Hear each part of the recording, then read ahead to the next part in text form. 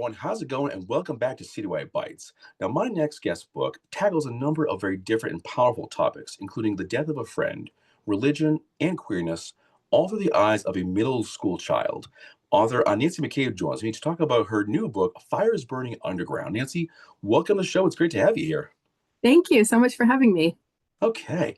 So, one thing I really wanted to just start with was just what was the inspiration for this story?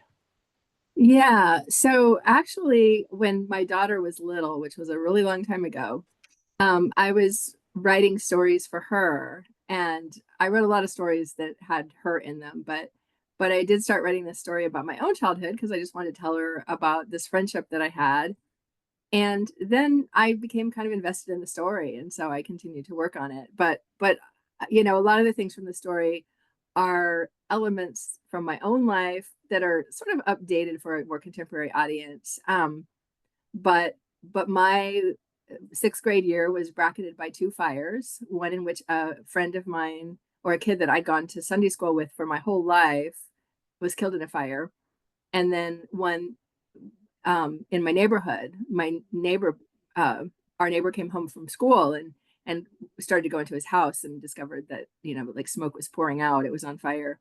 So those were like two real events that in some ways, I fictionalized portions of them, but they were ones that had such a strong impact on me. And I mean, I was a very imaginative kid. And so I think the book, in some ways, are about both the upsides and the downsides of imagination because, imagination can be incredibly, I mean, I was really creative and, had a lot of fun with different kinds of creative projects.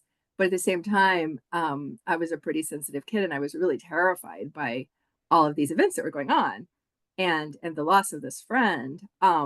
So those were kind of the center of the book, along with the friendship that I made that year that was very intense and maybe one of the last, really the last friendship of my childhood before, we started thinking more about serious, you know, subjects. Wow. Wow. That's really, really intense. So Yeah. so your main character, Annie, is she like a reflection of you or more just kind of based off of what you kind of went through? She in some ways is very much like I was. It was one of the challenges of the book was trying to recapture who I was when I was 12 years old or so yeah, I mean, there's a lot of things that she shares with me. Her voice started to break through, and there were other things that I discovered that were maybe a little different from me. Um, that seemed really consistent with her character and consistent with how kids today think about themselves and think about their identities. How would you say Annie differs from you? Um, wow, that's a really good question. Um, and I'm not sure if there's, uh, I think maybe just that I made her a more contemporary kid who thinks differently about certain things. She's going to, okay, so this is one big difference. I mean, I grew up in a very religious family, but I was not homeschooled. But I started thinking about how this character today, from this kind of background, it seems that homeschooling would be very consistent with her family and her their beliefs. And so she's been homeschooled her whole life, and she's going to middle school, like she's starting public school for the first time. And of course, that was not my experience, although I drew a lot on beginning junior high and how foreign that felt to me from going from a small kind of rural elementary school to middle school.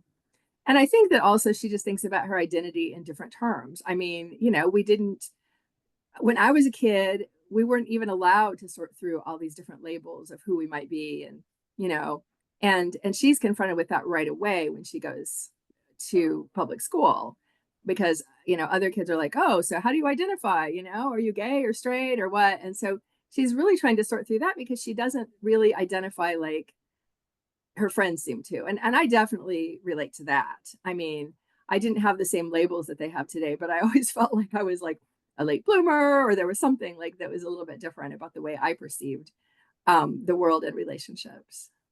Yeah, because when I was a kid too, like these labels just didn't exist. I Right. mean, Or if they did, we didn't know about them. So I think maybe in college, I think was when they really started to sort of come out. But really, yeah, I yeah. can remember when I was in like middle school, no. they just didn't exist. It's not something you really thought about, frankly. So Well, it's I definitely mean, changed a lot.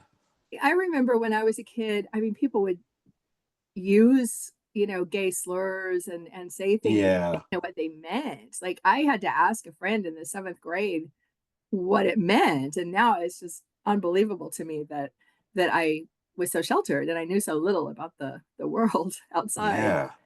So, how was it for you to kind of like revisit your past during the writing process of the book? Yeah, it was actually really fun in the sense that, so I'm not sure if this is still the case, but there were a lot of studies of girls coming of age that were conducted like in the 80s, 1980s, and a lot of evidence that girls were very outspoken and felt very free to express themselves until they hit a certain age. Like there's this transition between like the ages of like 12 and 13 where girls become quieter and less likely to challenge things and less likely to express their opinions. And I definitely remember that happening to me. And so, in a way, going back and thinking about who I was at 12 was a fun way of sort of reclaiming that person who I think that, like in my experience, you're sort of that person before adolescence, and then you spend the rest of your life working your way back to that person that you were, like embracing that person um, that gets a little bit suppressed in adolescence because you're so busy trying to fit in. Yeah, definitely. Oh my God. Yeah. You're like when I was a kid, especially in high school, you want to belong to something, whether it's Yeah, like the jocks or the cool kids or even like the nerds. You want to belong yeah, somewhere. You don't want to be that one kid sitting alone at lunch. right, yeah, and I had a group of friends that identified strongly as outsiders. I mean, that was our identity, is we Oh were my God. proud of Yeah. it, and yeah, Yeah, I think especially when I was in high school, we had the one group that was kind of, yeah, I guess like outsiders is probably the good catch-all, but these are the people who were into like heavy metal or into like video games and comics. We just didn't fit in with anyone, so we kind of fit in right, together. yeah, right. Yeah. Now I'm getting a sense for the title of this book, kind of like what like inspires it, but what would you say the title, I guess, stands for? What kind of inspired it? Yeah. So Annie, I mean, of course, there's the literal fires in the book, that end begin and end the book. But there's also the fact that they trigger a lot of stuff in her, a lot of fears, a lot of, um, I mean, she has to kind of come to terms with the first death of a peer and with all the parts of herself that she's kind of getting to know as she is on the brink of adolescence. And she has this feeling sometimes that there's like this disaster impending, like she's read about towns where there's these underground fires, and she imagines this fire just burning under the driveway of her house, um like just waiting to burst through as she's trying to identify who she is, and she's trying to process a lot of emotions herself. Okay, all right. Now, this book has a lot of very, very intense topics to it, but it's written for like the middle grade, like age level. middle How, middle yeah, middle grade, so 9 yeah, to 12, ages 9 to yeah. 12. How do you kind of shape the book to kind of reach that particular demographic? So the biggest challenge, because I'd always written for adults before, I actually wrote the early drafts of this before I wrote my young adult novel. And I found that the biggest challenge was finding Annie's voice because I was used to writing in an adult voice. And the first few drafts, I mean, I was actually the very first draft, it was just like a memoir from my point of view about my childhood. And then it evolved. I was like, I don't think that the memoirs of ordinary people are not as much of a genre for middle grade readers. And I want to be able to make stuff up too. There's a lot of um, stuff that I want to be able to build on, exaggerate, dramatize, invent. And so it gradually transitioned into being fiction. But then, I went to some conferences, I worked with some editors, I have friends that write for children who read it. And the thing that everybody kept saying is, you really got to find Annie's voice. It's first person, we got to hear her voice. That's one of the most essential things in middle grade writing. And so for me, that was like the biggest challenge, was figuring out, how would Annie say this? How would Annie think about this? Hmm. Yeah. How would Annie deal with this? Like how did you kind of cope with all these just major life events happening all at once? Yeah, I mean, she deals with it through she makes this new friend on the first day of that she goes to public school, and they have this very intense friendship, and they're both very, smart, creative, sensitive kids, and they're always and her friend is also very interested in the supernatural, which she's fascinated by. Annie is fascinated by, but also scared of, because her family, frowns upon, they're playing with the Ouija board, and her mother thinks that they're inviting demons into the house, which actually my mother had the same sort of attitude. But so there's all this sort of scary stuff around her, which I mean, it's a lot of intense stuff, but I don't think it's that unusual for um, you know, kids to be confronted with a whole lot of stuff. Hers is maybe kind of mild compared to a lot of kids, but she really finds an outlet in that friendship and in the creativity. They are always doing creative projects. They are, if they're not experimenting with ESP, they're inventing secret codes. They're planning a treasure hunt with rhyming clues for a friend. They're planning to have a backyard carnival and make crafts for it to sell. And so they have all these projects that they're doing. And that is really, I mean, I think Annie is also discovering herself creatively throughout the year, that is always going to be an outlet for her. Even if she's not very Man, good at some of it, which she isn't. So yeah, yeah. I think I actually missed the boat here because I did not do a lot of this stuff when I was like Annie's age. I never wasn't playing like a Ouija board. I wasn't doing like playing like a treasure hunt. So man, childhood missed out on, I think. yeah, the girls are very influenced by books that they've read, Yeah. and as was I when I was a kid. And there was a series of books where kids were doing all these things, so they are inspired by these books to. But it is like it's the last year of childhood, because it's the last year that they can really have fun doing some of these things. I mean, they're going to kind of outgrow them. Yeah. Without getting too spoilery, over the course of the book, where is this going, I guess? Like what is sort of the I guess like the wrap up here? Yeah, yeah. So there's this kind of idyllic friendship, but then it starts to erode a bit, because um Annie's friend Larissa gets really interested in boys and being popular, and Annie's not interested in those things at this point in her life, at least. And so she feels really at sea. And so she basically, she has to come to terms with the loss of this friendship, the reality of death, the reality of how she's starting to pull away from her parents and their beliefs, because she's starting to see, I mean, while she's terrified by the supernatural, she gradually sees that nothing really terrible is happening because of the Ouija board. In fact, she's getting some insight about herself through doing some of these things. And so it's really a story about coming to terms with a lot of stuff, and figuring out, or starting to figure out, your identity as you enter adolescence, which of course all of adolescence is about defining yourself and figuring out your identity. Exactly. Yes. 100%. Yeah. I mean, like when you're that age, it's really you're like learning like who you are and also who you want to be. Do Yeah. you did you find in the writing process you gained some kind of insight into this particular like age group that you didn't have before? Um, yeah, that's so I don't know if I got new insight, but I think it just reinforced for me that feeling of being in between. Like, you're not really a child anymore, but you're not grown up either. And you're just sort of in between these different identities. And it just, like, writing it and really trying to find Annie's voice reminded me of what that felt like. And I think gave me some insight when my daughter reached that age too and was struggling with some similar kinds of questions. Okay. The Annie that we get to meet in this book, was she the first version of Annie, or did she kind of undergo a lot of changes as you were kind of like drafting the book? Yeah, she did undergo a lot of changes. um, because I think at first, because it was kind of it was a memoir. Um, I don't, she was a lot more, a reflection of my adult voice and how I remembered myself. But then I gradually just had to get deeper and deeper into this kid. And so yeah, I mean, I feel like she became more of who she wanted to be in the course of the writing of the book. Um, And I think, I did recapture aspects of myself that I'd totally forgotten about.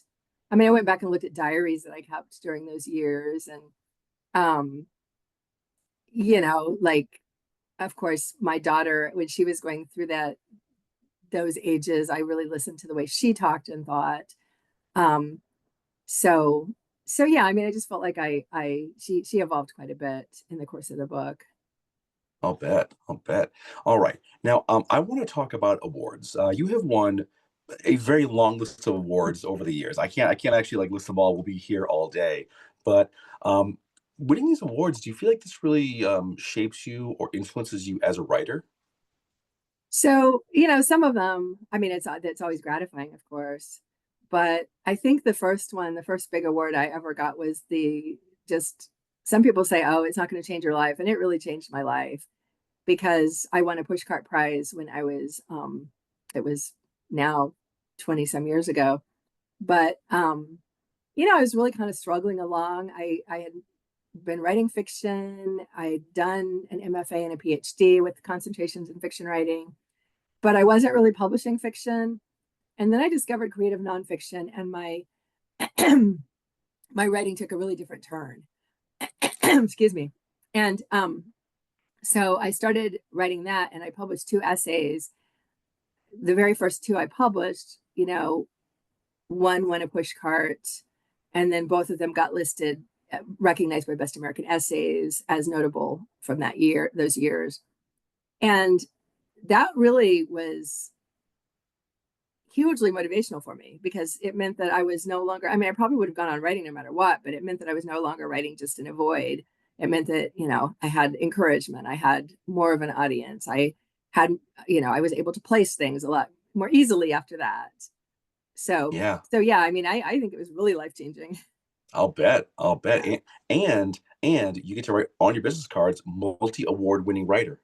Well, that's true. It's a big deal. Not just award winning, multi-award, bunches of them. Yeah, All yeah, right. So, Nancy, we are coming down to the end of this conversation, but of course, the big question I want to ask. Now, I know that you're also a writing teacher, so not just a writer, you're also a writing teacher. yeah. What are some of the more like pivotal lessons you get to offer your students for their like upcoming books? Um, yeah, so I'm actually working on a craft book right now. I just got a contract for it, that deals with the intersections between artistic and therapeutic writing.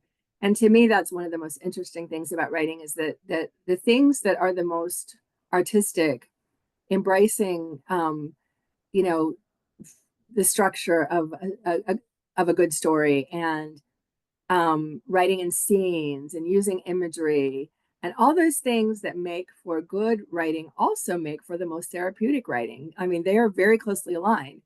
And so, I do try to emphasize that with my students that you're going to get, I mean, even if you're not dealing with major traumas, which a lot of people are, but even if you're not, you can still get there's studies that show you can get a lot of health benefits from writing.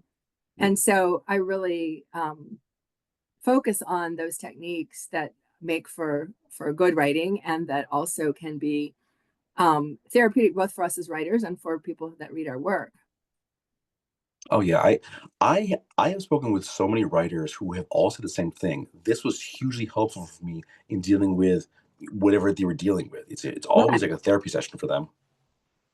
yeah, I mean, like one of my books, somebody posted a review on Amazon and said, "Oh, this is clearly a book that's the result of a lot of therapy."